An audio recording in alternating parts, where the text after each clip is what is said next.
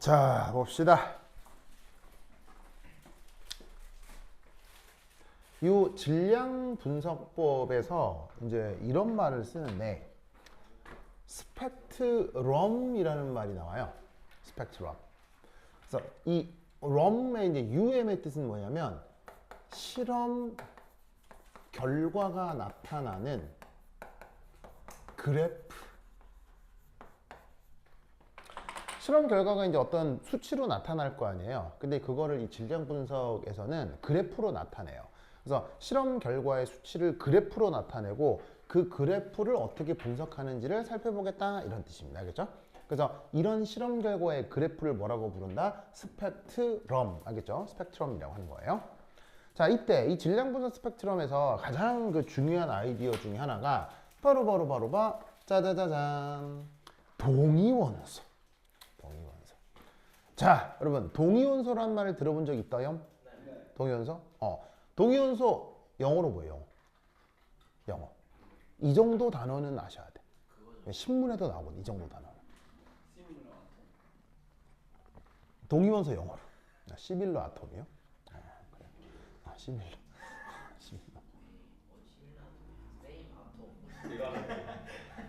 세이브요? 세이브요? 세임 아톰이요? 자, 동위원소 영어로 바로 아이소토프라고 합니다. 아이소토프. 그래서 이 정도 단어는 알아둡시다. 알겠죠? 자, 동위원소의 뜻은 뭐예요? 동위원소의 뜻이 뭐예요? 얘는 바로 원자 번호 어때요? 얘는 같아요.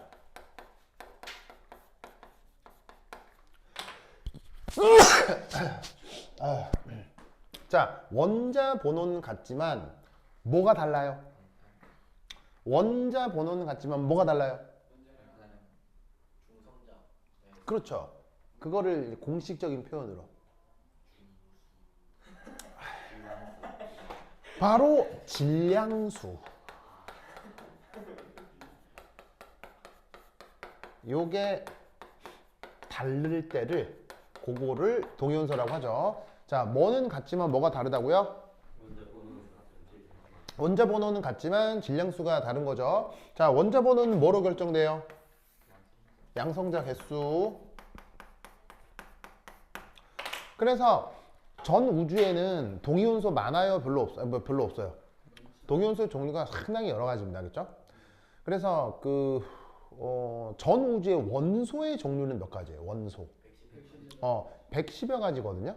동위원소까지 다 따로따로 하면 몇 종류 돼요? 동위원소까지 따로따로 하면 한 2천여 종 됩니다. 2천여 종. 예, 종류가 억수로 많습니다. 그러니까 보통 우리가 안정해서 유명한 동위원소뿐 아니라 뭐 이런 것도 있어 하는 동위원소들도 있기는 있어요. 다만 그게 안정하냐 불안정하냐의 문제지. 무슨 말인지 알겠죠? 그래서 이제 그 동위원소도 다 구분하면 은근히 종류가 꽤 많습니다. 그래서 뭐 동위원소에서 이제 가장 이제 유명한 게 뭐 이런 애들이죠. H11, H12, H13 뭐 이런 애들인 거지. 그래서 이런 걸 뭐라고 해? 그거 얘를 얘 뭐라고 해? 얘를 하이드로젠. 알겠죠? 수소라고 한단 말이야. 이때 얘를 뭐라고 해? 중수소지? 중수소 영어로? 중수소 영어로? 듀테리움이라고 해. 듀테리움. 삼중수소 영어로 뭐라고 해? 트리티움이라고 해. 알겠죠?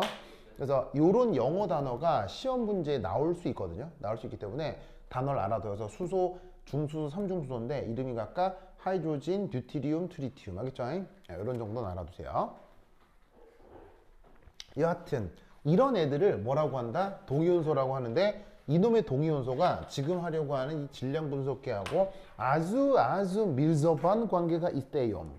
자, 그러면 이 동위원소 중 유명한 거 몇 개 예를 한번 들어보도록 하겠습니다.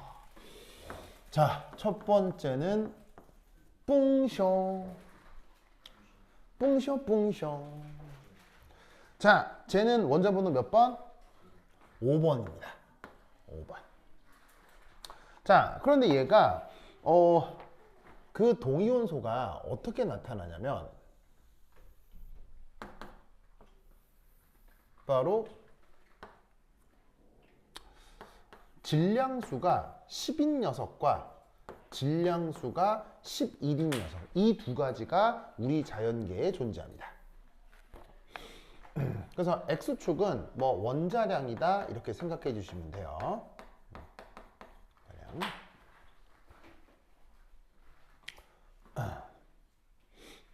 그래서 이렇게 질량수가 10인 거, 질량수가 11인 거, 붕소가 이게 동위원소가 두 가지인데 묘하게도 이 이제 Y축이 뭘 얘기하는 거냐? 이제 보통 Y축이 인텐시티라고 돼 있어요. 인텐시티. 그럼 이 인텐시티 직역하면 뭐예요? 보통 이제 Y축이 인텐시티라고 돼 있는데 직역하면 뭐예요? 세기, 강도 뭐 이런 뜻이거든요. 그럼 왜 난데없이 세다 뭐 이런 말이 나오냐면 바로 이거예요. 해당 입자가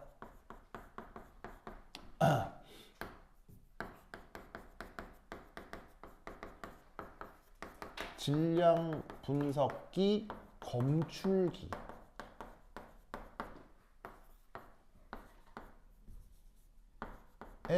도달하는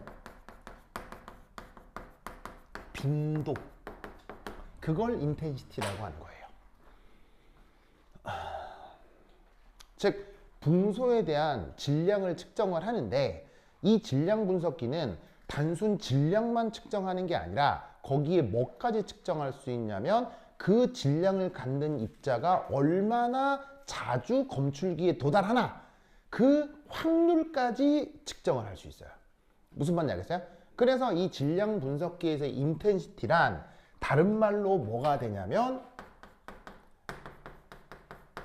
해당 입자의 우리 자연계 존재 확률입니다.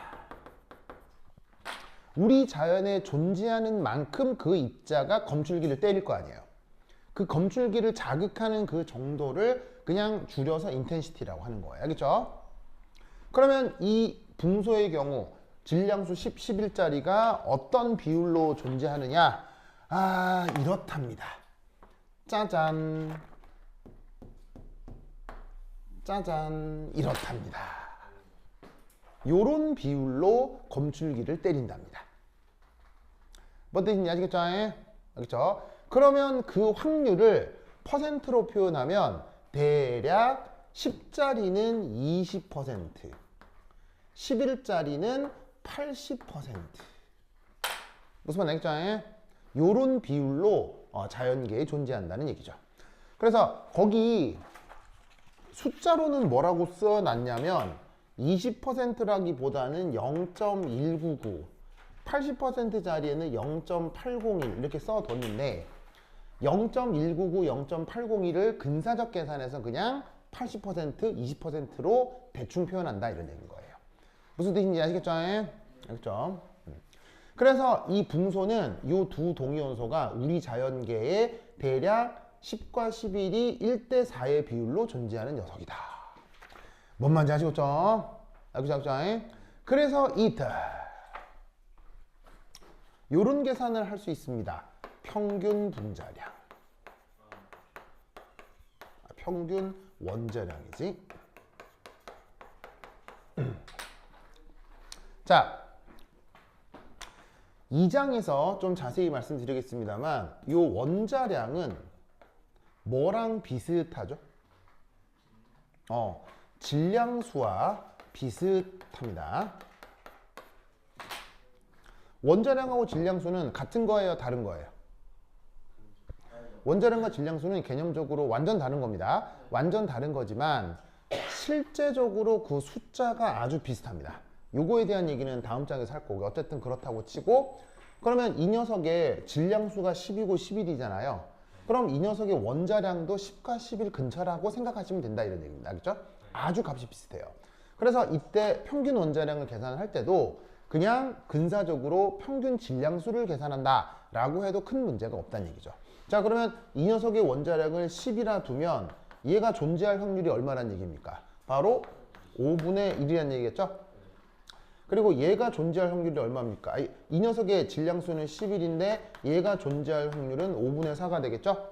그럼 얘를 더해 주시면 이 값이 얼마로 나오느냐? 10.8 정도로 나올 겁니다. 그래서 이게 붕소라고 하는 녀석의 평균 원자량이고 이 평균 원자량이 어디에 표기가 되죠? 이게 어디에 표기가 되죠? 바로 주기율표. 원소 주기율표에 이 수치가 표기되어 있습니다.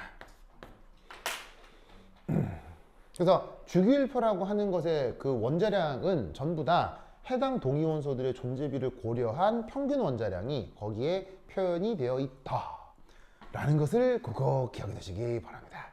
오케이, 됐다. 알겠죠? 자, 그 다음 앞으로 이 얘기를 여러 번 할 것 같아서 그런데 이런 계산 방식을 뭐라고 해요? 이런 계산 방식을 뭐라고 해요? 앞으로 화학에서 엄청 나올 거라서 그래요. 이런 식의 계산 방식을 뭐라고 해요? 뭐라고요? 뭐라고요? 이거 봐, 이거. 다 할 줄 아는 것처럼 막 해도 계산은 해도 이게 정작 뭔지는 모르잖아요. 이게 뭐냐고요? 이런 식의 계산 방식이.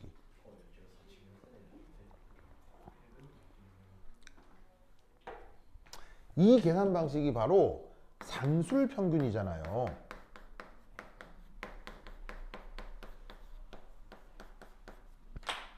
이게 산술 평균이라는 거 알겠어요? 진짜로? 장석택 군, 이거 산술 평균 알겠어요?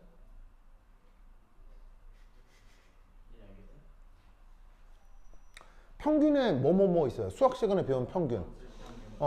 수학 시간에 배운 평균 적어도 3개는 있잖아요. 네, 산술 평균, 기하 평균, 조합 평균 있잖아요. 그래서 왜 뭐 되게 유명한 식도 있잖아. 뭐 A 플러스 B 요게 뭐 이렇게 루트 AB 뭐 이런 것도 있잖아. 그래서 이런 계산 방식이 뭐야 이게? 이게 산술 평균. 이게 뭐야? 기하 평균. 이게 산술 평균이라고. 그거 알겠어요? 알겠죠? 산술 평균을 이렇게 표현할 수도 있는 거야. 알겠지? 됐죠? 자, 됐고. 자, 그래서 동위원소, 붕소에 대한 얘기를 했고요. 자, 그 다음 두 번째. 이 두 번째 여기부터가 이제 진짜 중요한데, 왜냐면 이 시험 문제 이게 직방으로 많이 나오거든요. 자, 얘가 누구냐면 바로 요거 말고 세 번째가 더 중요하다. 염소 되겠습니다. 염소. 자, 염소는 원자 번호가 17번입니다. 17번입니다. 그러면 이 녀석의 그 동위원소를 보면 크게 어떤 게 있냐면 질량수가 35짜리인 애하고 질량수가 37인 녀석이 두 가지가 크게 존재합니다. 이럴 때 이 녀석의 원자량은 얼마로 측정이 되냐면 대략값이 34.969 얘는 36.966입니다. 자, 아까 뭐하고 뭐가 값이 비슷하다고 했죠?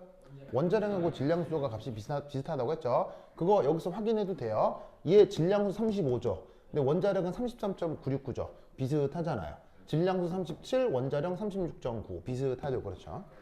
그래서 데이터가 구체적으로 주어져 있으면 원자량을 쓰면 되는데 뭐 안 나와 있으면 질량수로 대신해도 큰 문제는 없어요. 자, 역시나 이것도 우리 자연계에 존재 확률이 있을 수 있겠죠? 그 존재 확률이 각각 어떻게 되냐면 얘가 0.7577 얘가 2423. 알겠죠? 이 정도 존재비로 존재합니다. 당연히 두 개 더하면 값이 뭐가 되겠어요? 1이 돼야 되겠죠?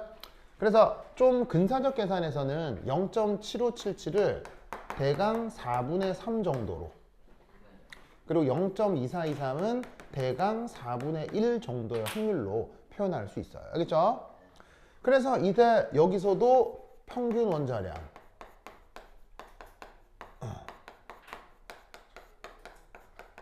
자, 어떻게 계산하면 되겠어요? 여기에 있는 34.969에다가 0.7577, 36.966에다가 0.2423 곱해서 더해 주시면 되겠죠?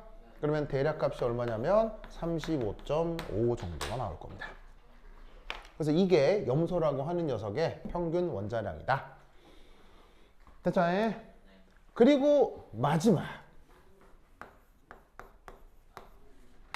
이 질량 분석 스펙트럼에서 가장 중요한 거, 시험에 가장 많이 나옵니다. 가장 많이 나옵니다.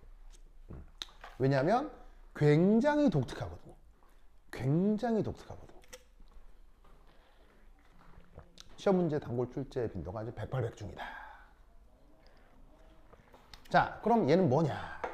바로 브로마인입니다. 자, 브로마인 원자 번호가 35번입니다. 35번. 자, 그럼 이 녀석은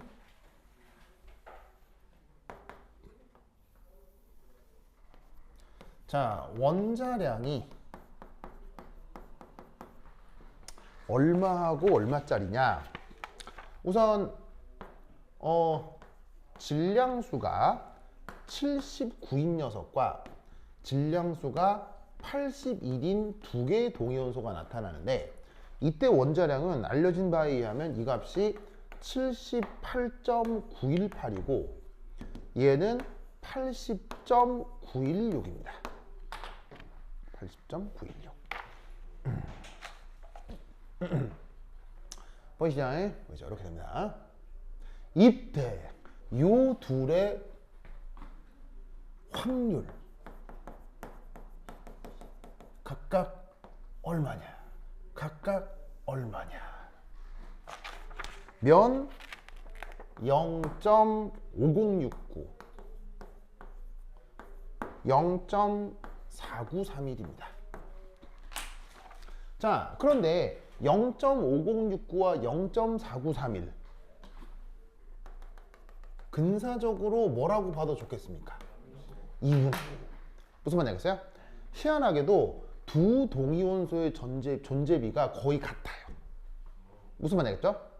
그러면 이럴 때 여기서 평균 원자량, 자, 어떻게 계산하시면 되겠습니까? 근사적으로 78.9가 나타날 확률 2분의 1, 80.9가 나타날 확률 2분의 1 하면 뭐가 나온다? 80이 나옵니다. 그래서 이 브로민의 평균 원자량은 80 근처입니다. 알겠죠? 그런데 여기서 진짜 중요한 게 뭐냐면 바로 이겁니다. 그리고 뭐가 중요하냐면 요겁니다. 자, 질량수가 79고 질량수가 81이죠. 그럼 81 빼기 79는? 81 빼기 79는 2죠. 이게 엄청 중요합니다. 자, 필기 완성하시고 무슨 의미인지 말씀드리겠습니다.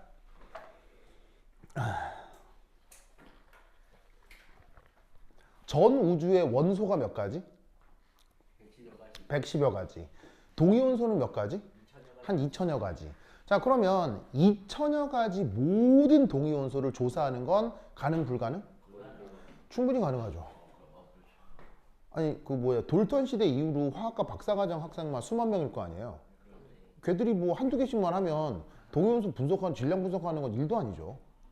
그래서 전 우주에 존재하는 모든 동위원소에 대한 질량 분석은 완벽하게 완결되어 있습니다.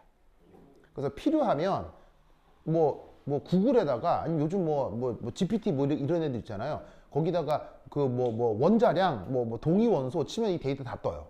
다 떠요. 아무나 볼 수 있는 공짜 데이터예요. 알겠죠? 그래서 어떻게 되느냐? 전 우주에 존재하는 모든 동위 원소들의 질량 분석 데이터는 전부 다 존재해요. 알겠죠? 그러면 이때 반드시 기억할 게 뭐냐면 전 우주를 뒤져서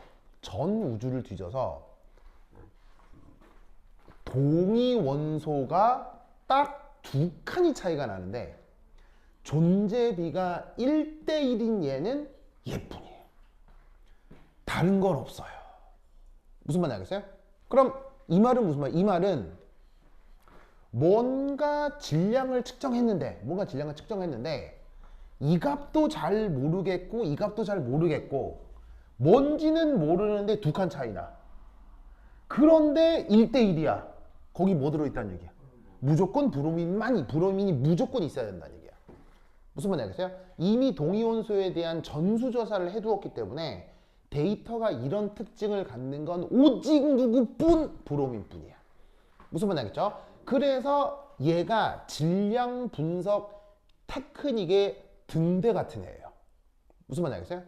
그래서 이 질량 분석을 업으로 하는 사람들은 이 실험 데이터 브로민, 염소, 붕소 이렇게 특징적 원소들의 존재비를 외웁니다.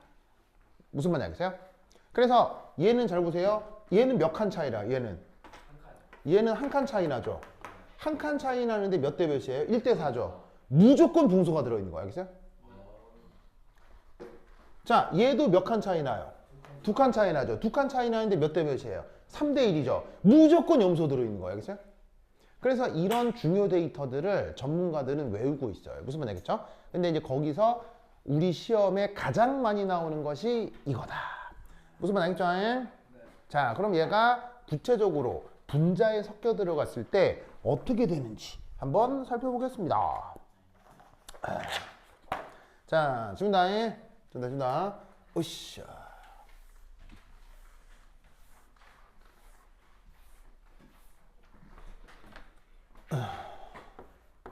두 번째 자, 보자. 보자.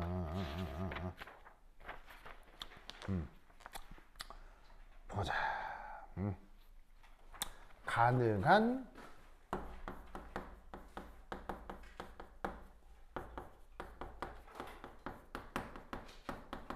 분자량 분포. 짜잔. 자, 요걸 한번 해보도록 하겠습니다. 우선 첫 번째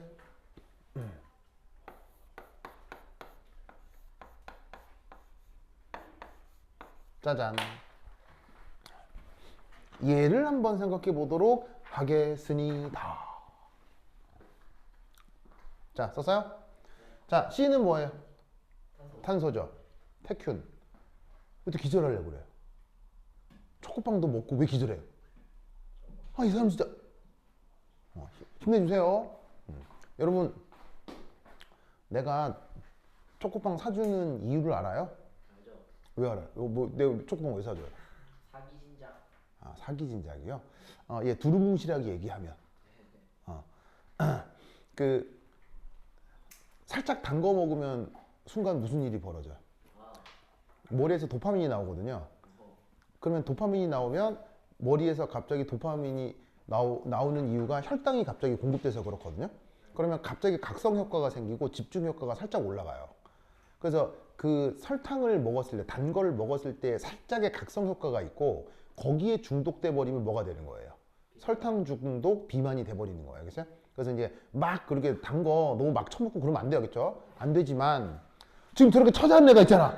저렇게 무슨 말 알겠어요? 저런 애들 때문에 내가 하나씩 사드리는 거예요. 무슨 말 알겠죠? 그래서 이제 공부하기 전에 단 거 하나 먹으니까 팍 이렇게 되니까 내가 이렇게 하는 거야. 알겠죠?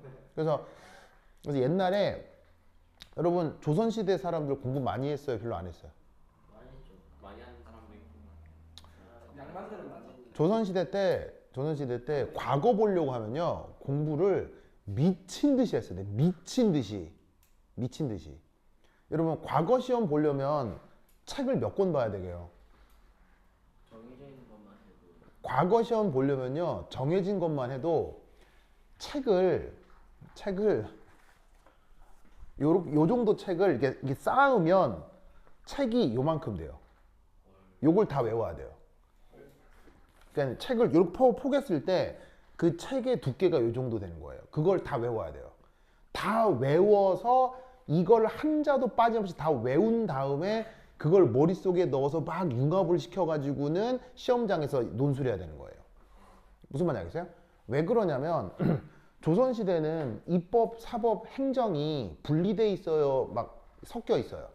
섞여 있기 때문에 내가 관리가 된다는 얘기는 입법, 뭐예요? 국회의원의 역할도 해야 되고 사법, 판사의 역할도 해야 되고 행정, 저기 뭐 내무부 이런 관리의 역할도 해야 된다는 거예요.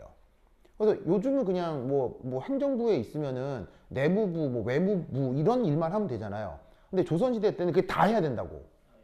그래서 어떻게 되냐면 그 고을 원님이라는 거 알아요? 원님? 왜 이게 한 고을에서 가장 이게 이게 가장 지위가 높은 사람. 그 사람이 무슨 일까지 해야 되냐면 그 사람이 뭐 그 마을을 잘 다스린다 두루뭉실 이렇게 생각하잖아요. 그게 아니라 그 마을에서 만약 살인 사건이 벌어졌다. 그럼 뭐까지 해야 되는 줄 알아요? 검시까지 해야 돼요. 검시. 예, 부검까지 해야 돼요. 입법, 사법, 행정이 분리가 안 돼 있기 때문에 그런 것까지 다 해야 돼요. 무슨 말인지 알겠어요? 그래서 물론 지금 수준에 완벽하게 해부를 해서 이 사람이 어떻게 사망했는지까지는 몰라도 기본적으로 시신을 놓고 여러 가지 징후들을 살피면서 그걸 기록하고 무슨 말인지 알겠어요? 이것으로부터 어떤 살인사건이 벌어졌다까지 일은 이렇게 다 해야 돼요. 조선시대 관리는 완전히 진짜 극한 직업이에요. 극한 직업. 그래서 조선시대 때 관리로 합격을 하면 과거시험을 쳐야 되잖아. 그 과거시험 칠 때 평균 합격 나이가 마흔이에요. 마흔. 몇 살 때부터 시작하게요? 5살. 과거시험은 5살부터 시작하는 거예요. 5살 시작해서 평균 합격 나이가 40이에요. 무슨 말인지 알겠어요? 과거시험은 인간이 칠 수 있는 입시 중에서 지옥의 난이도의 시험이에요. 그러니까 여러분 지금 여기 힘들다 그러지 마시고요. 옛날에는 더 했으면 더 했지. 뭐 무슨 말인지 알겠어요? 이때 그 공부를 왕세자들은 조금 했겠어요? 많이 했겠어요? 왕세자들은 더 많이 하는 거예요. 왜겠어요? 신하들이 덤빕니다. 뭘로 덤비겠어요? 공부로 덤벼요. 그럼 거기서 왕이 발리면 되겠어요? 안 되겠어요? 안 되겠죠. 그러니까 그 왕세자 교육도 진짜 심각하게 시켜요. 무지막지하게 심각하게 시켜요. 그 왕세자 교육을 시킬 때 맨 먼저 뭐 하게요? 바로 왕세자 교육. 자, 오늘의 수업 시간이 있을 거 아니에요? 그 왕세자의 스승님들이 있을 거 아니야? 그 스승님들 앞에서 공부하기 전에 맨 먼저 뭐부터 하게요? 상궁들이 들어와서 꿀을 한 젓가락이 먹여줍니다. 꿀이나 조청 있잖아요. 조청 알죠? 엿 만드는 거, 달달한 거. 그 꿀이나 조청 같은 거 한 국자 떠가지고 세자 한 입 드시옵소서 입에 꾹 한번 넣어주고 시작합니다. 이유 알겠죠? 이제 앞으로 이제 선생 앞에 가서 막 별쿠사리를 다 들을 거 아니에요. 그러니까 그거에 스트레스 받지 말라고 달달한 거 한 입 먹고 시작하는 거예요. 그래서 내가 하나씩 사드리는 거야. 알겠지? 저거 처자니까 저거. 그래 진짜. 그래. 태균아 힘내야겠죠? 그래. 자 보자. 자 탄소 뭐야 탄소? 이게 탄소 얘기했네. C 뭐야 C? 탄소. H 뭐야? 수소. Br은 브로민. 자 이때 계산의 편의를 위해서 탄소와 수소는 탄소 12와 수소 1뿐이라고 가정을 합시다. 알겠죠? 자, 탄소 역시 동위원소 있어요, 없어요? 탄소 역시 동위원소 있습니다. 뭐냐면 12짜리도 있고 13짜리도 많습니다. 알겠죠? 그리고 귀하게 14짜리도 있어요. 알겠죠? 그래서 12, 13, 14 다 나타나는데 계산의 편의를 위해서 얘는 동위원소 없이 한 종류만 있다. 자, 자, 수소도 아까 썼죠. 동위원소 여러 개 있었죠. 여러 개 있었지만 역시나 계산의 편의를 위해서 질량수 1자리만 있다고 생각을 하겠습니다. 알겠죠? 그러면 여기서 동위원소를 고려해라 라고 하는 건 누구를 얘기하는 거겠어? 바로 요 놈을 얘기하는 거겠죠. 얘가 누구하고 누구? 저기서 아까 썼던 것처럼 79짜리하고 81짜리 요 두 개로 나뉜다고 해보자 이런 말이지. 됐어요? 자, 그럼 이제 이 녀석에 대해서 우선 첫 번째 이 녀석의 루이스 구조. 자, 뒤에서 또 루이스 구조에 대해서 자세하게 공부를 할 거고요. 우선 이제 여러분들이 기존 알고 있는 화학 지식으로다가 이 녀석의 구조를 한번 그려보면 탄소 주변에 수소가 지금 하나, 둘, 세 개가 있고요. 그 다음 여기에 브로민이 이렇게 하나 붙어 있다고 칩시다. 자, 앞으로 이런 표현을 많이 보게 될 텐데 여기 지금 실선으로 그려놓은 짝대기 보이죠? 이 실선으로 그려놓은 짝대기의 뜻은? 바로 이 칠판 평면에 그대로 있다는 걸 뜻해요. 그래서 브로민, 탄소, 수소가 정말 이 평면 위에 있을 때 실선 짝대기로 그린 겁니다. 그래서 브로민, 탄소, 수소는 정말 이 칠판 평면에 있다라고 쳤을 때 여기에 있는 굵게 쓴 짝대기는 뭘 의미한다? 굵게 쓴 짝대기는 칠판 평면 앞으로 나와 있는 걸 뜻하는 거고 점선으로 그린 건 칠판 평면 뒤로 들어가는 걸 지금 입체적으로 그린 겁니다. 그래서 이때 탄소 주변에 있는 브로민, 수소를 이런 식으로 보조선으로 연결을 하면 뭐가 나타난다? 사면체 구조가 나타나겠죠. 알겠죠? 그 사면체 입체 구조를 칠판 평면에 이런 식으로 편의상 그린다. 그래서 앞으로 이런 표현을 쓰게 될 겁니다. 자, 근데 어쨌거나 탄소하고 수소는 뭘 생각하지 않는다? 탄소하고 수소는 그 외 동위원소를 별로 생각하지 않는다. 이때 이놈만 79짜리와 81짜리 이 두 개를 한번 생각해 보자. 그러면 자, 여기 준다잉. 으쌰.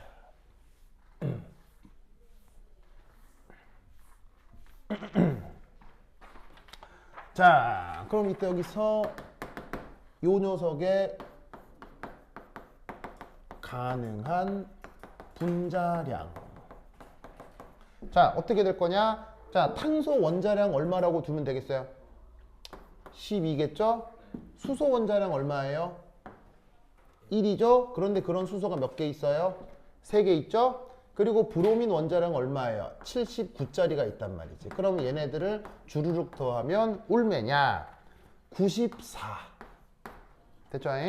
94. 자, 그 다음 탄소 원자량 10이고 수소 원자량 1인데 그런 게 3개 있지만 브로민이 뭐일 수도 있다? 81일 수도 있다. 그러면 얘 분자량은 96 맞나요? 자, 뭐 여기까지 뭐 되게 이상해요? 완전 당연해요? 뭐 완전 당연한 얘기 하는 거죠. 자, 이거에 대해서 예측되는 스펙트럼. 자, 어떻게 될 것이냐?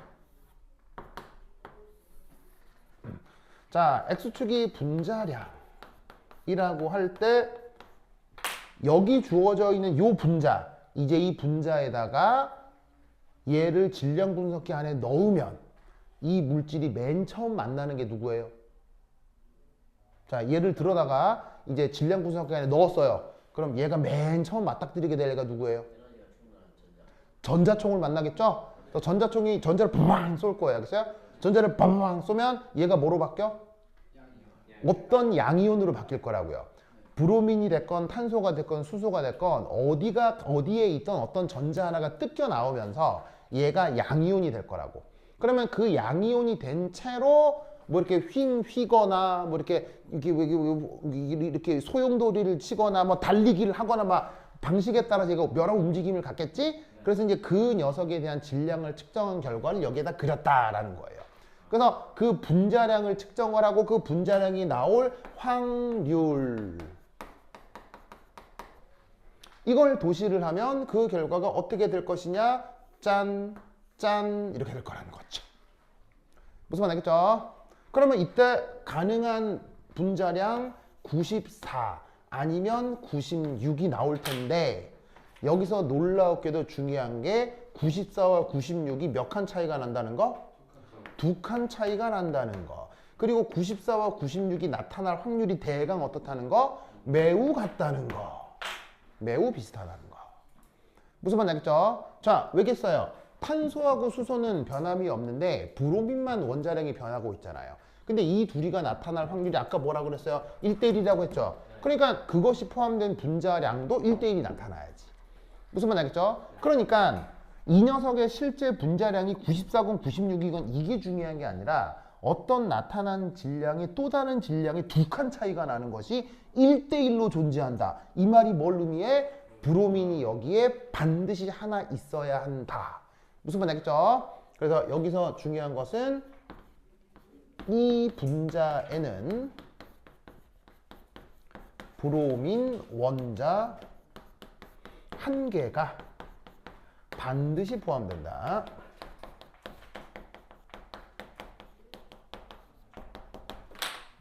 알겠죠? 이 논리를 꼭꼭 기억해 두시기 바랍니다. 그 다음 여기 지금 나인? 지금 나인?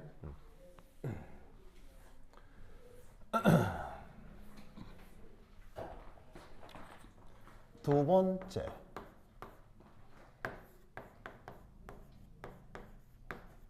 짜잔. 아이고 뭐가 어떻게 바뀌었어요? 수소 하나 떼고 브로민 하나 더 집어넣었죠. 자, 요때 어떤 일이 벌어지는지 한번 생각해 보자. 자, 그러면 첫 번째 루이스 구조.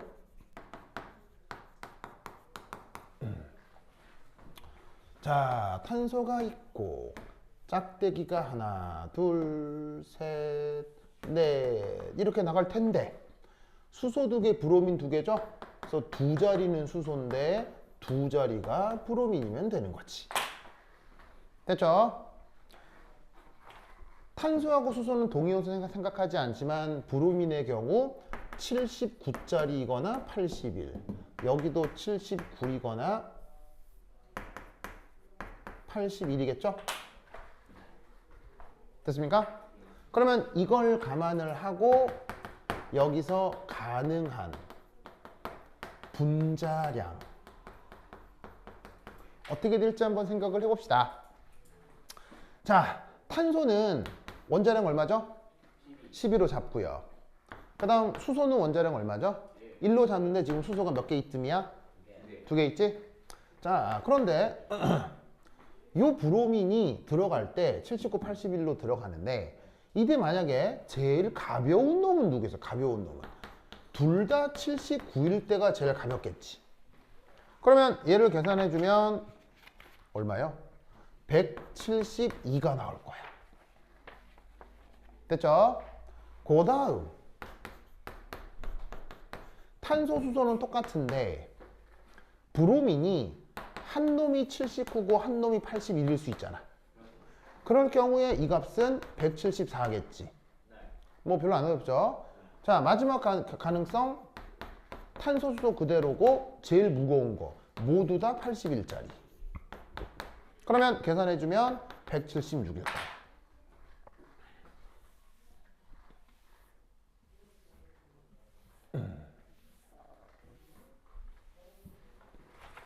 됐죠?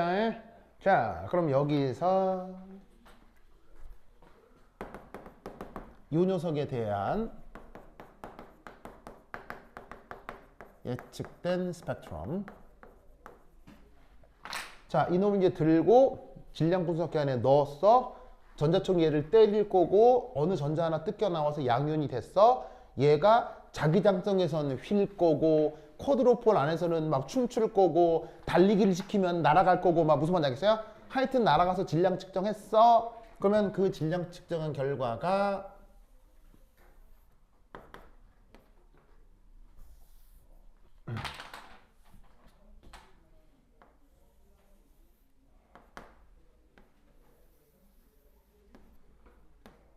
자, 172짜리도 나올 거고 174짜리도 나올 거고 176짜리도 나올 거야.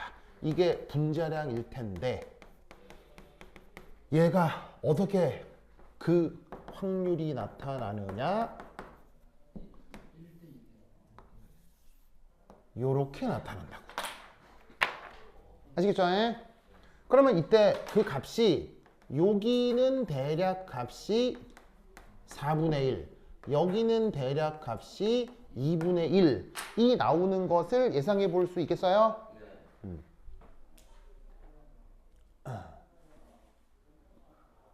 알겠죠?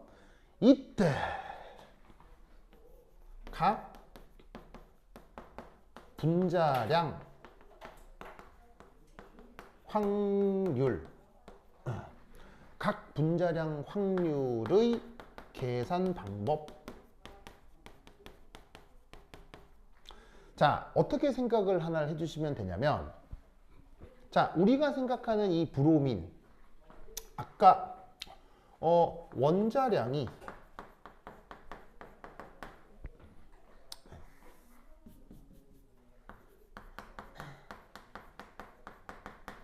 대략 원자량이 79.9인동가 80.1인 녀석이 있었잖아요.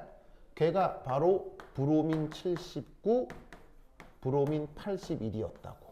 그럼 얘네들의 확률 이 각각 2분의 1, 2분의 1이었지. 그런데 여기서 얘를 2분의 1과 2분의 1을 편의상 P, Q라고 해보자. 알겠죠? 그럼 당연히 P 플러스 Q는 1이 돼야 되고, 알겠죠?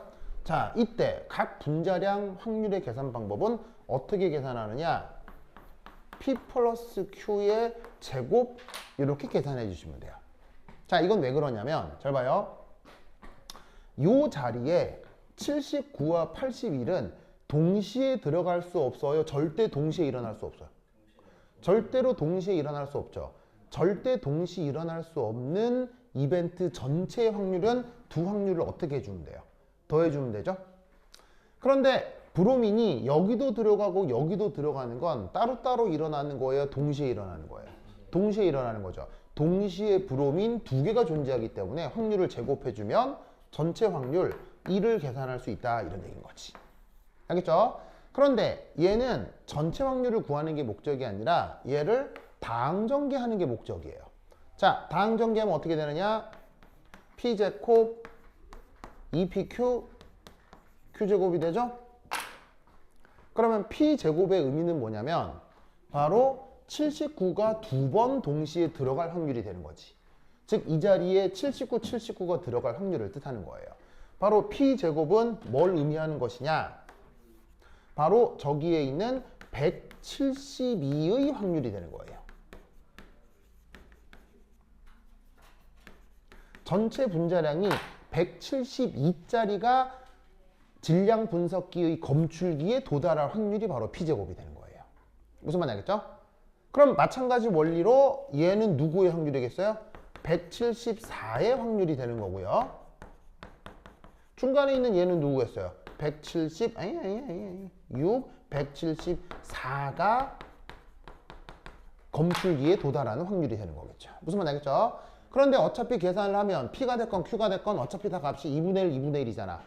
놓고 계산하면 값은 뭐가 나오겠어? 얘 4분의 1 나오겠죠? 얘는 2분의 1 나오겠죠? 얘는 4분의 1이 나오겠죠. 알겠죠? 됐습니까?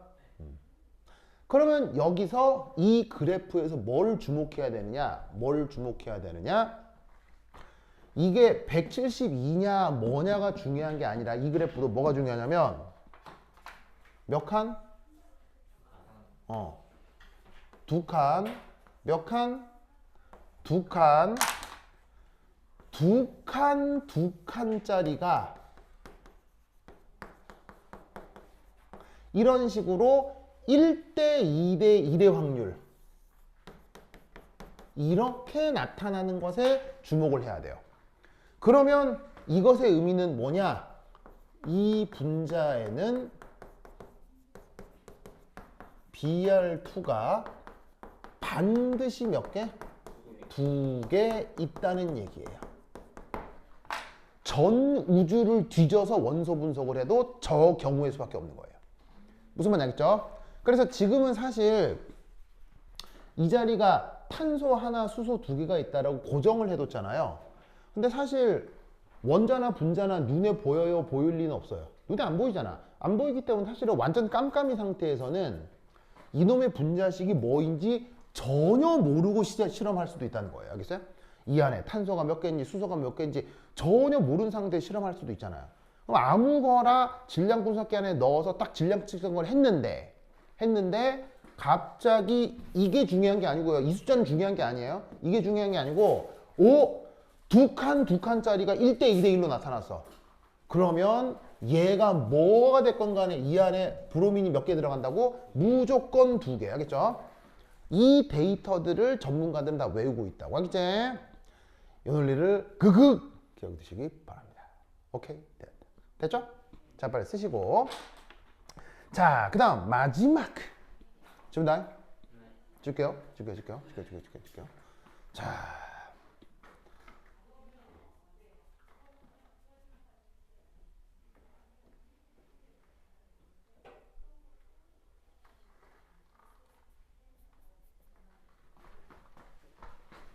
그 다음 세 번째.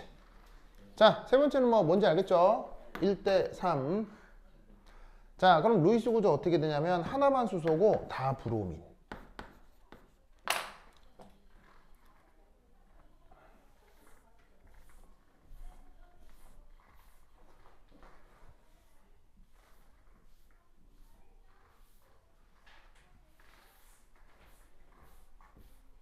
자, 그러면 이때 요 가능한 분자량 어떻게 될 거냐? 탄소는 10이고 수소는 1인데 거기에 브로민이 3개가 들어가잖아요. 그럼 제일 가벼운 건 79, 79, 79겠지. 그지? 이게 제일 가볍겠지. 그러면 얘 계산하면 값이 어떻게 될 거냐면 얘가 maybe 250이 나올 거야. 250. 자, 그 다음 탄소 하나 수소 하나 똑같은데 79, 79, 81일 수 있지. 하나만 81로 바뀌는 거야. 그럼 그때 분자량은 250일 거고요. 그 다음 79, 81, 81일 수 있잖아. 그러면 그때 분자량은 254겠지. 마지막 제일 무거운 건 81, 81, 81일 거야. 그럼 이 경우는 분자량이 256이겠지. 자, 그럼 이것에 대해서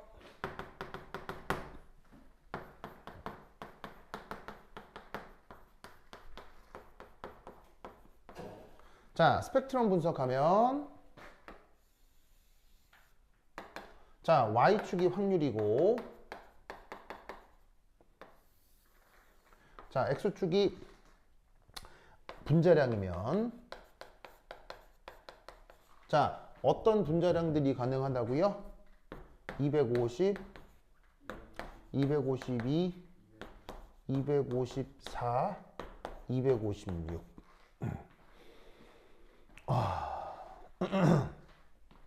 됐죠? 이렇게 될 거야.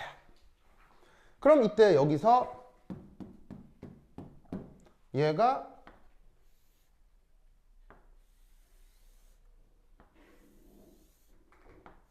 이런 확률로 나오게 돼 있어요. 이렇게 됩니다. 그러면 이때 그 데이터가 어떻게 되느냐? 여기 확률은 8분의 1, 여기 확률은 8분의 3이 되어 나올 겁니다.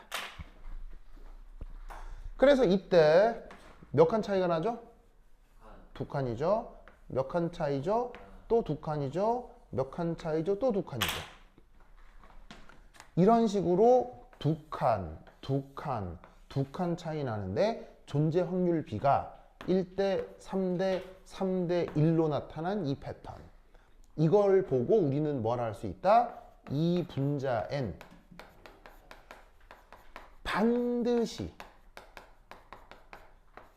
3개의 무엇이 있다? 브로민이 있다의 지문 패턴입니다.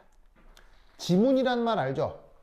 지문을 보면 그 녀석이 누구인지 알 수 있다. 이런 걸 지문이라고 하잖아요.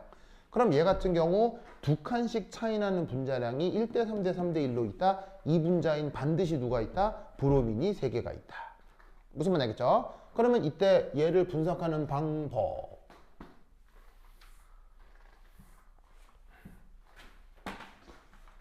이렇게 해주면 되겠죠. 자, 79가 존재할 확률 뭐로 잡았어요? 79가 존재할 확률 P로 잡았죠? 81이 존재할 확률 뭐로 잡았어요? Q로 잡았죠? 그런데 그 P와 Q가 동시에 몇 번씩 들어가요? 3번씩 들어갈 수 있죠. 그럼 전체 확률은 1인데 얘를 다항전개하면 P 3승 3P 제곱 Q 3P Q 제곱 Q 제곱이 되겠죠? 그럼 이때 우리는 뭘 할 수 있느냐? 자, P 3승은 79, 79, 79 3번 들어가는 걸 얘기하는 거겠죠. 즉, 이 확률은 분자량 250의 확률이 되는 거죠. 그럼 마찬가지 원리로 얘는 252, 254, 256의 존재 확률이 될 거예요. 근데 PQ 구분을 했지만 P 2분의 1, Q 2분의 1이니까 다 어쨌건 쭈르륵 놓고 계산하면 각각의 값은 8분의 1, 8분의 3, 8분의 1이 나올 거라 이런 말이죠. 무슨 말이겠어요? 이걸로부터 저 스펙트럼이 1대 3대 3대 1로 분리돼 나온다. 무슨 말 알겠죠? 네. 됐습니까? 네. 좋아. 그래서 교재 20페이지 한번 보세요. 교재 20페이지. 교재 20페이지 찾았어요? 교재 20페이지? 네. 찾았습니까? 그 교재 20페이지에 보시면 거기 연습 문제 15라고 있는데 찾았습니까? 네. 교재 20페이지 연습 문제 15 찾았죠? 그 교재 20페이지 연습 문제 15 보시면 어떤 문제예요? 브로민. 카이스트에서 나왔던 입시 문제 알겠죠? 카이스트 입시 문제예요. 여러분들이 2, 3년 후에 들어갈 수도 있는 대학인 거지. 거기서 나왔던 입시 문제입니다. 알겠죠? 그러면 여러분 잘 봐요. 거기 텍스트가 많잖아. 텍스트가 많죠. 막 글자가 자글자글 많잖아. 근데 글자를 읽기도 전에 그림 보면 뭘 할 수 있어? 글자를 읽기도 전에 그림을 보면 뭘 할 수 있어? 1대 3대 3대 1 이 안에 누가 몇 개 있어? 브로민이 3개가 있어. 무슨 말인지 알겠어요? 그걸 알고 풀어야 되는 거예요. 무슨 말인지 알겠죠? 그러니까 지금 여기서 얘기한 이 패턴 억수로 중요해. 알겠죠? 요거를 꼭 외우라 이런 얘기죠. 알겠죠? 자, 그래서 뭐 간단하게나마 19페이지에 있는 19페이지 잠깐 한번 보실까요? 19페이지 19페이지 찾았대요? 19페이지? 19페이지에 보시면 거기 연습 문제 13이라고 있죠? 네. 연습 문제 13. 얘가 세종과학고 내신 기출 문제거든요. 네. 세종과학고라고 서울에도 과학고 있는 거 알죠? 네. 요거. 자, 요게 저기 뭐냐면은 세종과학고 기출 문제인데 지금 당장 요 교재에 세종과학고 문제가 있으니까 요거 한번 풀어볼 거예요. 알겠죠? 근데 요와 똑같은 유형의 사실 이건 수능 기출이거든요. 수능 기출을 가지고 세종과학고에서 내신 기출로 냈던 거예요. 근데 딱 이 수준의 문제가 창원하고 경남과학고 내신 기출로 그대로 나와요. 알겠죠? 그래서 요 문제 지금 한번 트라이 해봅니다. 시작!